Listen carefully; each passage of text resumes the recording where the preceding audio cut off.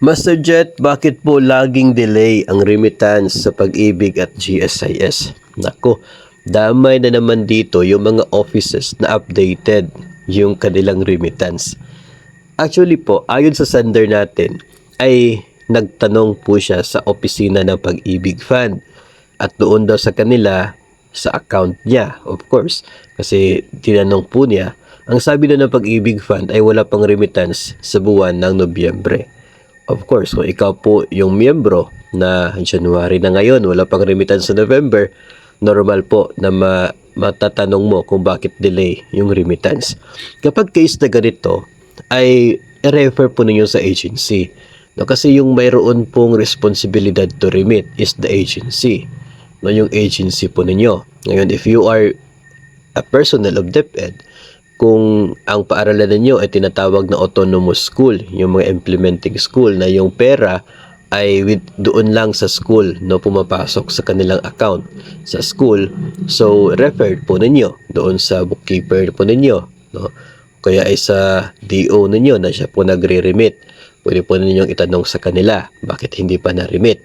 Kung kayo naman po ay elementary o kaya yung inyo pong high school, yung school, kung ikaw ay secondary ay maliit lang at hindi kayo autonomous school, so pwede po ninyong i-refer sa inyong pong division office. I'm not sure with other regions na kung ano po yung sistema.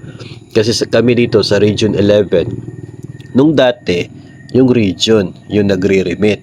No, nagbibigay lang sila ng OR number at saka po yung date ng remittance doon sa ginawa nilang pag-remit. Pero medyo matagal na rin po na yung nagre-remit ay yung mga division offices. Although yung sahod ay ginagawa sa region, sa PSU sa region, pero yung nagre-remit ay yung pondo downloaded na sa mga division offices. So nasa kamay na ni division yung pag-remit. So meron na pong summary from the region na siya pong nire-remit ni division office. So I'm not sure if ganoon din ba yung settings sa iba pong regional offices. Pero if ever man po na region pa rin yung nagre-remit, ay pwede rin po ninyong itanong, no, ipaabot ninyo sa inyong division kung bakit hindi pa na-remit nang sila naman po ay makapag-follow up sa region. O kung sa division na po yung remittance, ay mas maganda dahil doon na mismo kayo sa division magtanong kung bakit hindi pa. No, kasi tayo po yung apektado, no? Tayo yung kawawa kapag mabagal yung processing ng remittance. Kasi may deadline po yun. No, yung Pag-ibig, nasa 10th day pa rin. No? 10th day of the following month. Dapat remitted na. So kung month of November, dapat by December 10, remitted na yung remittance ninyo, nakadeduct sa inyong sahod. So ngayon, dahil ngayon ay January 22 na, so dapat yung December is already remitted. No, yun po yung process po niya, deadline po.